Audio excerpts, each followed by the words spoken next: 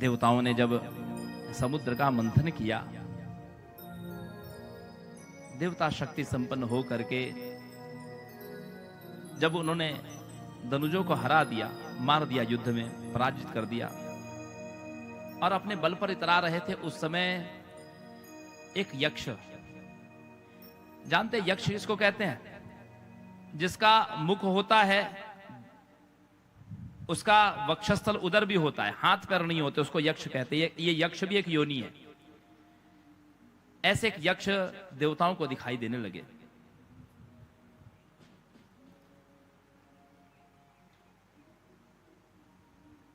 सबने पूछा तुम कौन हो?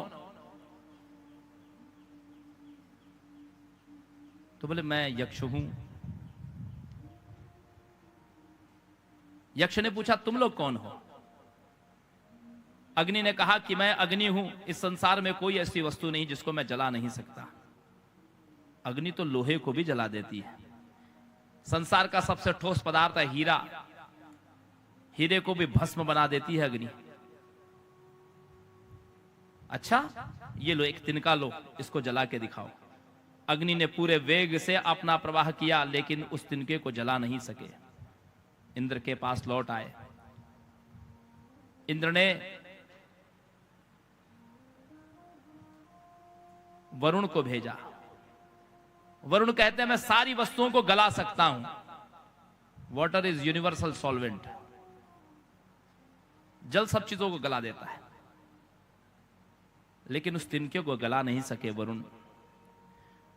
वायु ने कहा कि मैं सबसे, समस्त देवताओं में सबसे शक्तिशाली हूं, मैं चाहे तो जिसको उड़ा दूं। लेकिन उस तिनके को हिला नहीं पाए। इंद्र ने समस्त देवताओं समेत उस यक्ष के स्थापित किए हुए तिनके को हिलाने का प्रयास किया, कोई भी उस तिनके को अपने जगह से च्युत नहीं कर पाए। सबने पूछा कि हे यक्ष आप कौन हैं? क्योंकि हम देवताओं से ज्यादा यक्ष या गंधर्व या किन्नरों की शक्ति तो होती नहीं। तब उस यक्ष में से महादेव प्रकट हुए।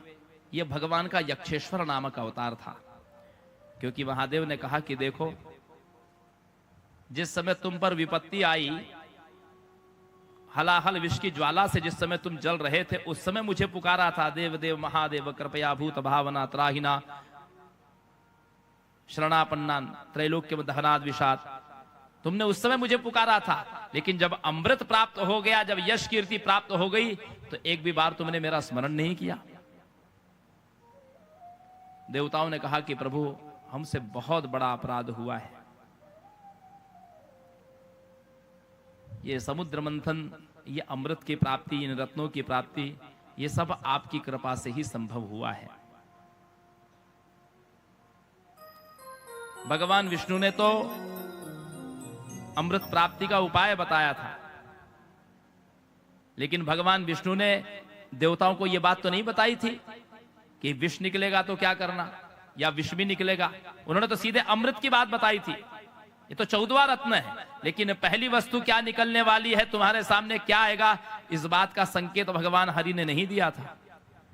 यदि उस समय शिव जी न होते तो क्या ये जगत जीवित रहता, सुरक्षित रहता? अब विचार करिए भगवान शिव की उस कृपा को कि जिन्होंने आज भी अपने कंठ में उस विष को धारण किया है, न तो उगला है और न ही निगला है।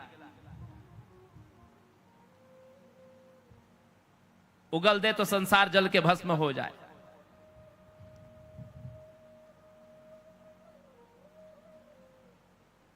ततश्च करतलीकृत्य व्यापी हाला हलम विषम अभक्षयन महादेव कृपया भूत भावन। तो सज्जनों माताओं, ये भगवान का यक्षेश्वर नामक अवतार था।